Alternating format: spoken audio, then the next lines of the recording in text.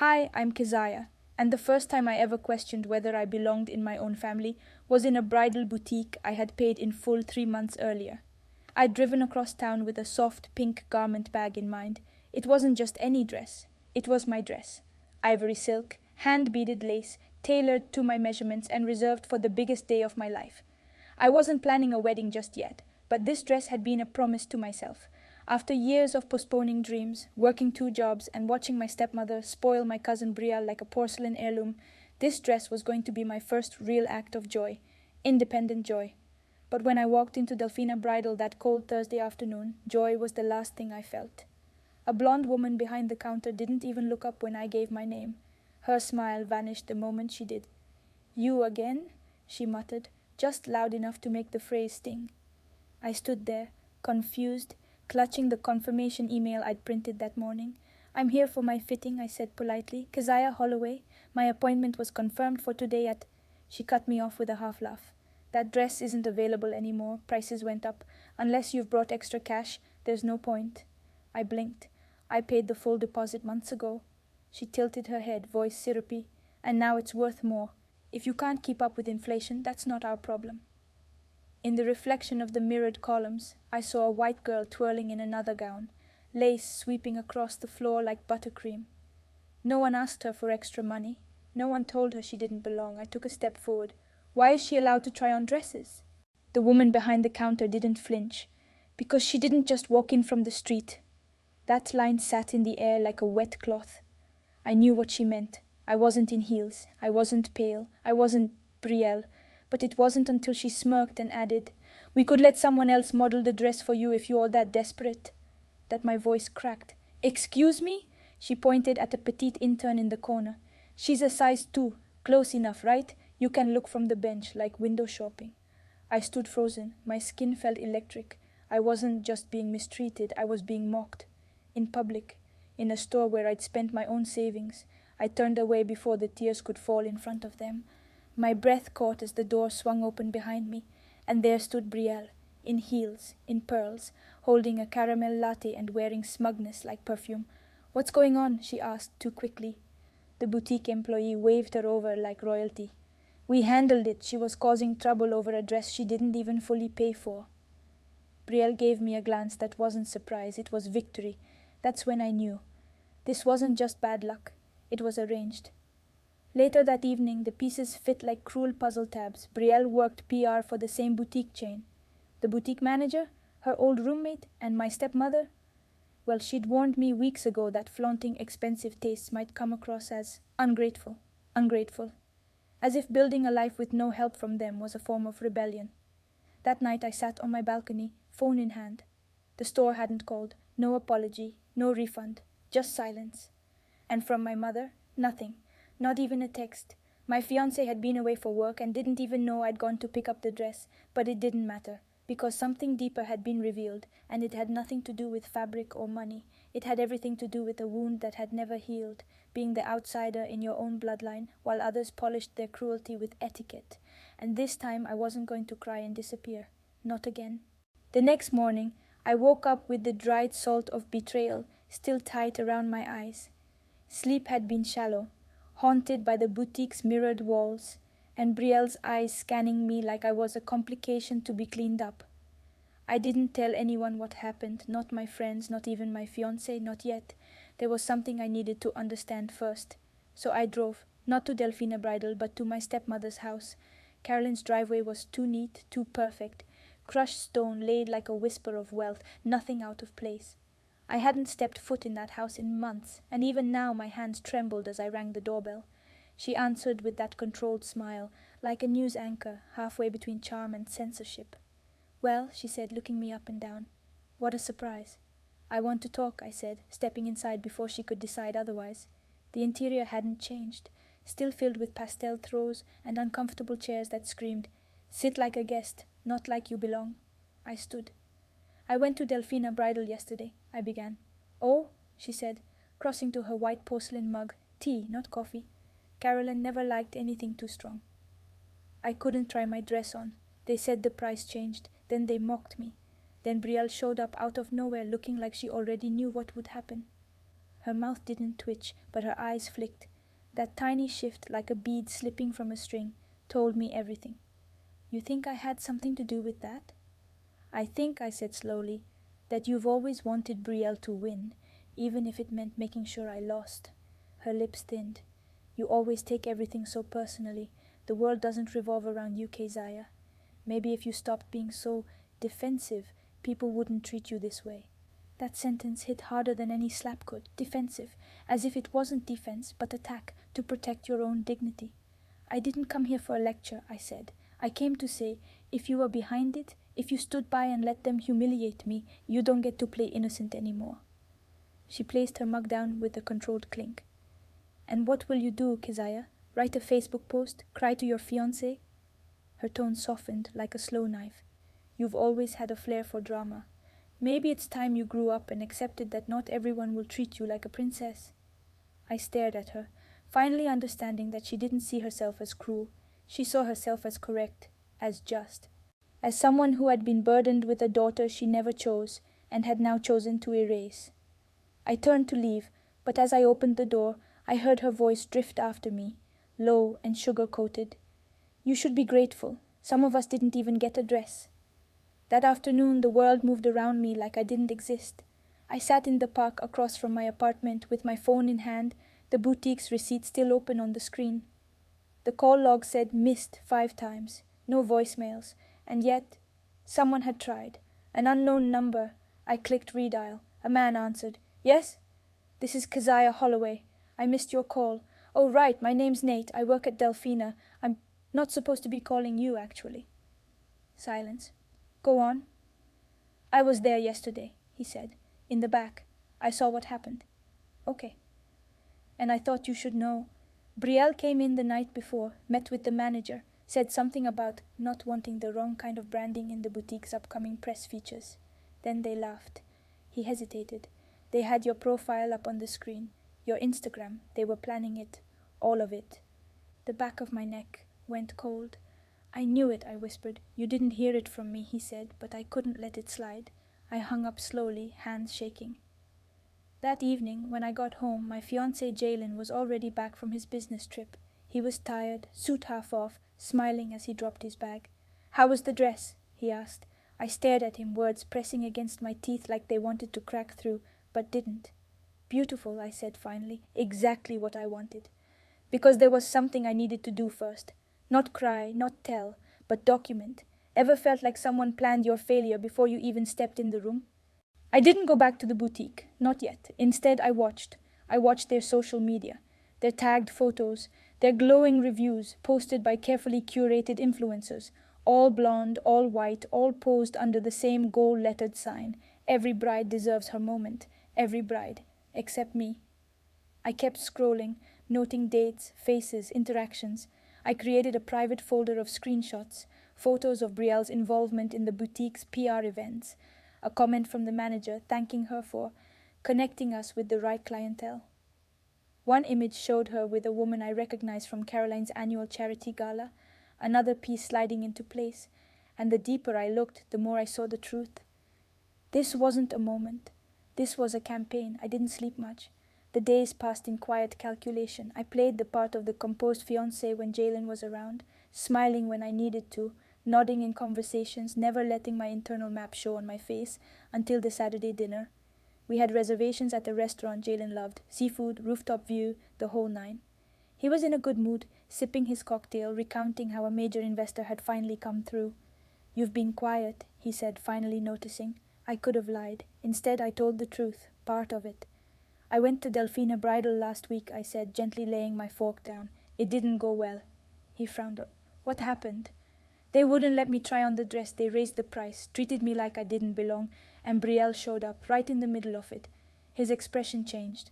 Not just surprised, but calculating, defensive. You think Brielle was involved? I know she was. He sat back. You're sure this isn't just wedding stress? There it was, that subtle dismissal. I leaned in, keeping my voice steady. This isn't about stress. This is about humiliation, about the fact that someone in your family is sabotaging mine.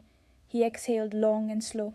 Look, Brielle can be intense, but she wouldn't go that far. You don't know what she's capable of. I know she grew up with nothing and spent her whole life trying to be somebody. And I'm what, a threat to that? He didn't answer. Instead, he reached for his drink. That's when I realized something that cracked a fault line inside me. He didn't want to see it. Not because he doubted me, but because believing me would force him to confront something he wasn't ready to face. So I let it go for now, because I had another visit to make. On Monday morning, I showed up at the boutique again, not alone this time. I brought a folder containing screenshots, statements, a printed transcript of Nate's call, everything. The same manager greeted me with thinly veiled irritation. You again. Me again, I said, voice neutral. I'm here to speak to the owner. He laughed. That would be me. And I believe we've already had this conversation. I wasn't finished, I said. This time I brought evidence, including a witness. He narrowed his eyes. You're threatening me now? I'm informing you, I said evenly, sliding the folder onto the counter, of what I'll be submitting to the Better Business Bureau, to your bridal review networks, and to every social outlet you advertise on. Unless you apologize, refund my deposit, and issue a public correction. He opened the folder. He didn't say anything, but his jaw tightened, and then I saw her, Brielle, standing at the end of the hallway just out of view, watching it unfold. She didn't flinch when I caught her eye. She just smirked, as if to say, Go ahead, try me. I didn't respond. I simply turned and walked out. Because revenge didn't happen in arguments, it happened in silence, in planning, in letting people believe they'd won, right before they realized they hadn't even been in the right game. Do you think silence can be louder than revenge? Caroline always said that family wasn't built by blood but by behavior. I used to believe her. I used to take that to mean I had a shot. The irony wasn't lost on me now. A week after the boutique incident, I sat quietly at a corner booth in Cafe Ellison, watching Jalen sit across from me, fiddling with the sugar packet like it held the answers to questions he didn't know how to ask. You know, he finally said, Brielle said you overreacted, that you stormed in demanding things and made the staff uncomfortable. That word, uncomfortable, it floated like a familiar ghost, a veil they always threw over my presence when they wanted to make me the problem. Uncomfortable was how Caroline described me when I straightened my hair. Uncomfortable was the word she used when I tried to host my own graduation dinner instead of combining it with Brielle's birthday. I leaned back, not answering right away. Silence was power, and I was learning to wield it. Do you believe her? I asked finally, my tone even. Jalen hesitated. Too long. I'm just saying, maybe you could have handled it differently. Of course, that was always the fallback. Not the fact that I was the only one treated like a liability, not the snide remarks, not the blatant exclusion, just how I responded to it. Jalen, I said quietly, you know I paid for that dress in full, right? I have receipts. You know I gave them the exact fitting date 3 months ago. You know I showed up alone because everyone I trusted was too busy or too disinterested to come with me. He swallowed, nodding. Then why are we pretending this was anything other than deliberate humiliation? He didn't answer, and that told me everything I needed to know. Still, I let him sit there, let him stew in the discomfort he said he never felt around me, until Brielle started whispering in his ear. What I didn't tell him yet, what I held in reserve like a card no one knew I had, was that I'd spoken to the boutique owner personally, not the manager, not the front desk clerk, but the woman who founded the chain. Turns out she'd been on vacation in Florence and had no idea her store had nearly lost a high-value client in such a disgraceful way. She was horrified, offered apologies, promised action. But I didn't want an apology. I wanted accountability. I left the cafe with Jalen's voice trailing behind me, some half-hearted plea to not make this a thing. But it was already a thing. And I was done playing quiet. The next day, I stood outside Caroline's house. Their house, the one she moved into after my father passed away. The house he paid off long before she arrived with her platinum card and glassy smiles. She opened the door wearing a pale cardigan and a calculating expression, not even fake warmth this time. What brings you here, Keziah? She asked, leaning against the door like she already regretted answering it. I want to talk. She raised a brow. Talk? You mean lecture? I want to know why. That disarmed her, slightly. Why what? Why Brielle was allowed to involve herself in something that had nothing to do with her. Why you defended her when she knew I'd been mistreated. Why it always comes down to me being difficult, me being dramatic when all I've done is exist quietly. Caroline laughed, not a kind laugh, not a dismissive one, but something brittle and cruel. "You think this is about a dress?" "No," I said. "I think it's about you." For a second her face cracked. Just a flicker. "I loved your father," she said, "but I wasn't prepared for you. I married a man, not a legacy, not a shadow I'd have to pretend to nurture." There it was, the confession behind the varnish. "You always looked at me like I was invading something," I said. "I thought if I tried harder, dressed differently, worked harder, I could earn my place in your version of family." Caroline stepped back. "You were never going to fit, Keziah. And the more you tried, the more it embarrassed everyone." There it was, not grief, not conflict, but contempt. I nodded. "Then maybe it's time I stopped trying." Back at my apartment, I sat with the remnants of that conversation ringing in my ears, like a storm that had already passed, leaving nothing but ruined branches and silence. But I wasn't a branch. I was a root. I had weathered worse. And while Caroline and Brielle measured power in exclusion, I had learned to measure it in patience. There were things they didn't know yet. Things about the boutique, about the owners, about the footage the store had begun reviewing after I filed my formal complaint, about the civil rights attorney who had taken an interest in what had happened. My silence hadn't been submission. It had been the quiet before the thunder. Have you ever realized silence was your greatest weapon? I didn't, until now. I didn't have to announce a storm for it to be felt. It started quietly. A boutique review flagged as suspiciously removed suddenly reappeared after a regional journalist picked it up. A viral tweet from a civil rights account with over 500,000 followers asked the question, "Why can some brides try on their wedding dresses and others are told to watch someone else wear theirs?" No names at first, but people recognized the story. They started digging. A week later, an email arrived. The boutique's national director wanted to meet in person, not to apologize, though she tried, but because the legal complaint I'd filed through my attorney had made it into the inbox of their corporate counsel. They were facing questions. And quiet settlements weren't so quiet anymore.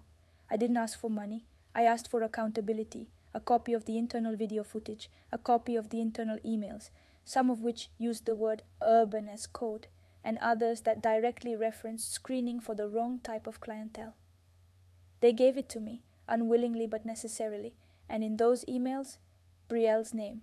Apparently someone had tipped off the staff that I was difficult, combative, and possibly involved in previous fraud concerns. The only problem? I had never set foot in that store before, and the name listed as the source of that tip was a private email tied back to 1B Alcott.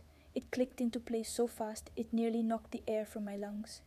Brielle didn't just whisper to Jalen, she orchestrated it. She poisoned the well before I ever arrived. That night I sat in front of my laptop, re-watching the boutique footage. There I was, visibly stunned, quiet, asking why someone else was trying on my dress. And there was the manager, speaking in clipped tones, barely hiding his disdain.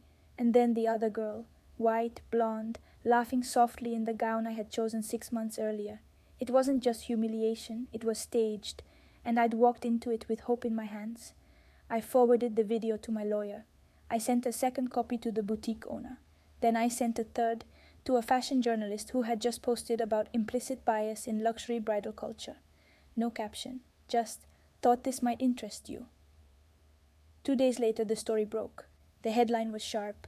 Bride denied dress fitting faces discrimination, and internal leaks confirm prejudice. Caroline didn't call. Jalen didn't text. But Brielle? She posted an Instagram story with a Bible verse about forgiveness in the face of false accusations. Comments were disabled. By then it didn't matter, because I was already speaking to a national talk show producer, not for fame, but because a private equity firm had pulled their investment from the boutique chain pending investigation, and because a handful of black brides had reached out to me, crying, thanking, sharing similar stories they had never felt brave enough to tell. I had become something I never intended, visible, and that visibility had teeth. Later that week, I walked into a small restaurant tucked in a quiet street downtown. I wore black, no makeup, just clarity. Across from me sat Eden, the boutique owner, the founder. Her hands trembled slightly around her coffee cup.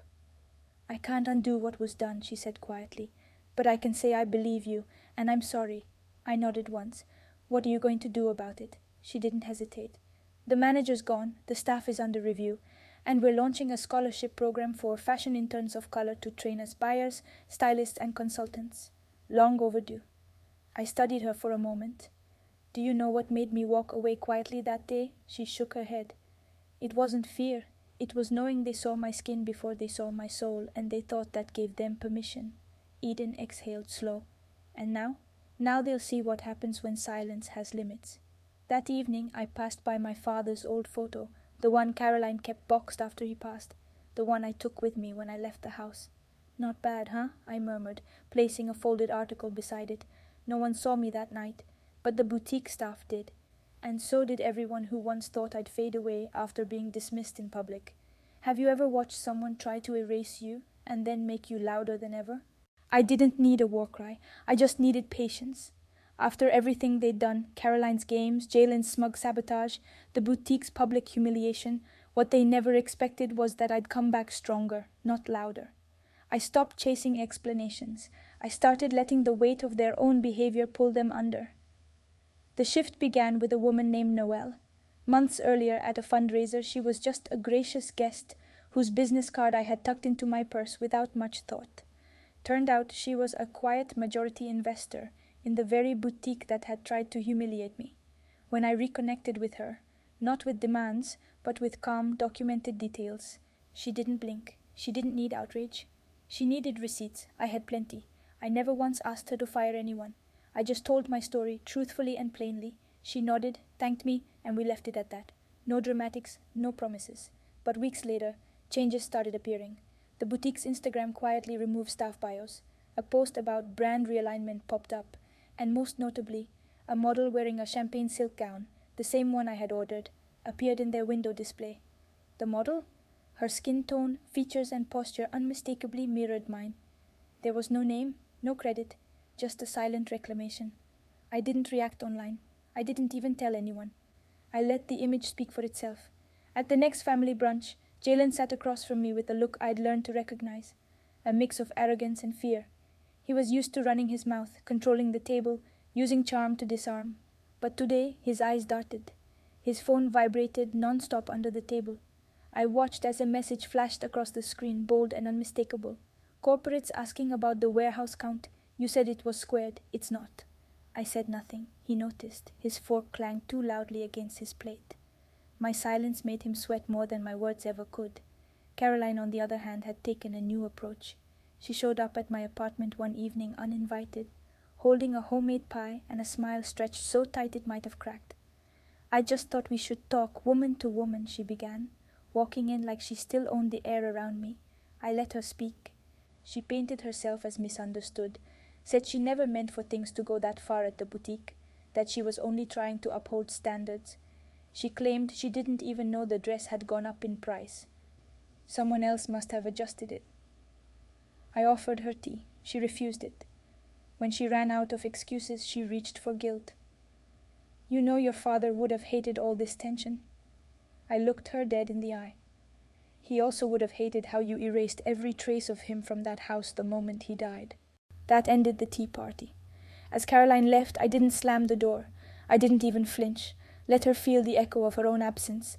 The final break in their illusion came from someone unexpected. Tasha. She reached out to me with shaking hands and a trembling voice. I didn't know, Keziah, about any of it, but I saw the boutique's staff group chat. I saw what Caroline said.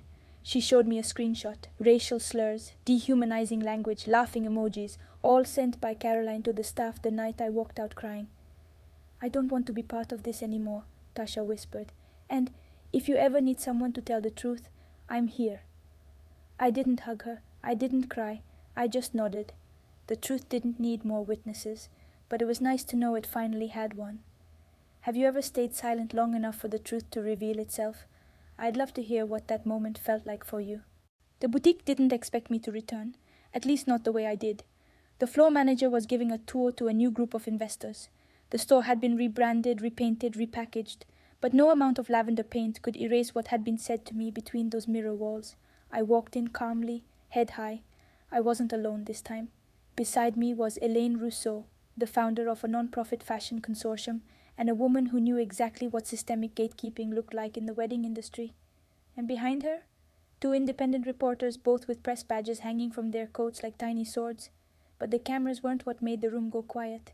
It was the woman they hadn't expected to see again. Me. Miss Atwood, one of the stylists stammered, recognizing me with a nervous smile. I thought you left quietly, I offered. I did. That was your mistake. Elaine stepped forward. We are conducting an internal review into racial bias within mid-tier bridal retailers across the region. Your establishment came highly recommended, though not for reasons you'd be proud of. The manager's expression twisted, a flicker of panic behind her lashes. I could almost hear her thoughts tumbling. Why is she back? Who told? What does she know? I'd like to speak with the owner, I said, though I already knew he wouldn't show. Derek had sold his shares 2 months after I walked out, quietly removing himself from the narrative he helped script. Cowardice wore many suits. But what I wanted was never an apology from the building. It was accountability from the people who used to stand behind the counter with glee while dehumanizing someone for sport. That opportunity came later, at the fundraiser. Elaine's foundation was hosting a public event downtown, celebrating diversity in bridal design. One of the headpieces featured that same style I'd once been denied, the floral lace tiara with hand-beaded trim. But this time, it wasn't worn by a mannequin. It sat atop my head. The audience stood in applause after my speech, not just for my story, but for what it represented: resilience, refusal, and rebuilding. As I stepped down from the stage, a familiar voice behind me said, "Keziah!" I turned. It was Jalen. His tie was loose, his energy jittery. He looked smaller now. I could smell the desperation on him like cheap cologne. "Listen, I didn't know it would get this big. Caroline didn't mean it. She just—" "Spare me the rewrite," I said flatly. "She meant it, and you enjoyed it until now." He exhaled, defeated. "I lost my job. You know that, right? After the expose came out, they started digging into her consulting contracts. And mine." "Actions have consequences," I said. "I didn't come here to beg," he lied. "No, Jalen," I said, voice cold and calm. "You came here hoping that the version of me who tolerated silence and smiled through microaggressions still existed. But she's not here." I started to turn away. "Wait, so that's it? After everything?" I looked back once. "That's the difference between us. You think forgiveness is something you're owed. I think dignity is something I earned." The crowd swallowed me back in.